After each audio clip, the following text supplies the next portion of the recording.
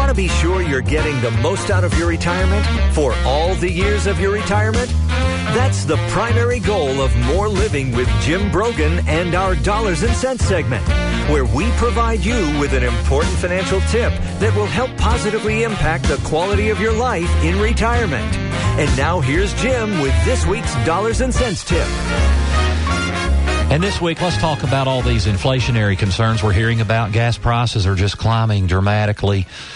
You've seen all the reports of the price of cotton doubling in a short period of time. Wheat, corn, everything, all those commodity-type goods are way up. And a lot of this is being caused by the unrest all over the world, but particularly in the Middle East. It helps to create some of this. I don't think this is necessarily caused by the excess money that's in reserve right now, because the data doesn't indicate that money's circulating that much quicker through the economy. Really, this is a lot of the unrest that's going on, but for whatever reason, commodity prices are just taking off. So there's tremendous concern about inflationary pressure. And, you know, inflation in retirement is one of your 2 or 3 greatest risks. There's no question. Inflation is like cholesterol. You know, it's a silent killer, and, you know, it sneaks up on you, and by the time you realize it's a problem, sometimes it's too late. So you have to have a plan to fight these inflationary concerns. How do you do that? The answer is you've got to have hedges and diversification in your portfolio. Now, first off, you do, in my opinion, most people need some money in retirement in a diversified portfolio that is at risk. At risk meaning there's no guaranteed principal on that money. But that is the number one way to fight inflation, is a diversified investment portfolio. And, you know, you may say, well, if I'm 65, I'm not so worried about it. I mean, how long am I going to live, even if you're 70? You know, realize if you're a couple in your early 60s, you actually have a 50-50 likelihood that one of you will live into your 90s, is the data right now. So you need to be thinking about what things are going to cost in 10 or 15 years for sure. And the best way to fight inflation is a diversified investment portfolio that takes risk.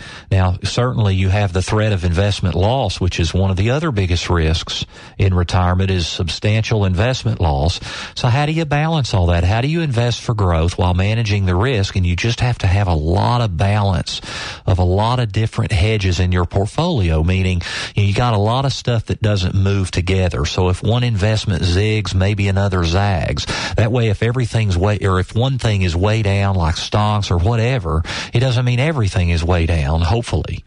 And so now, questions we get, I mean, should we go out and put all our money in commodities?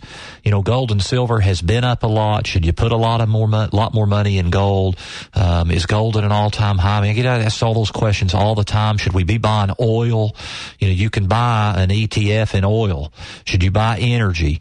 All those questions. And the answer is, don't ever put too much money in any one thing, because then you're just gambling. Because the reality is, nobody knows what's going to happen in the future.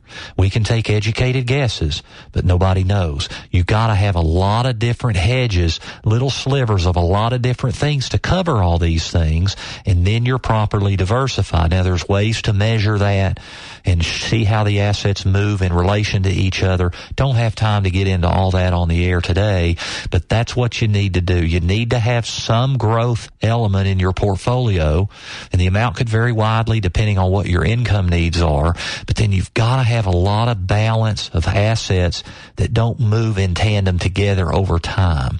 And that's how you do this. You need hedges to cover some of these inflationary pressures, commodities, energy, oil, gold, all those things, but you got just little bits in all these different pots. Don't go all in on any one thing. And that is our dollars and cents for this week. And that's our Dollars and Cents segment for this week. You can find this week's Dollars and Cents segment and others by visiting BroganFinancial.com.